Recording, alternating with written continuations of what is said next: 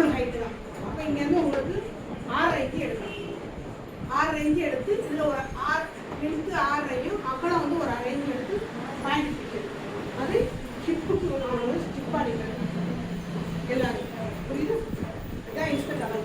இப்போ பேப்பர் கட்டி நீங்கள் 2 பேர் போடுற உங்கள் அளவுக்கு இருக்குது.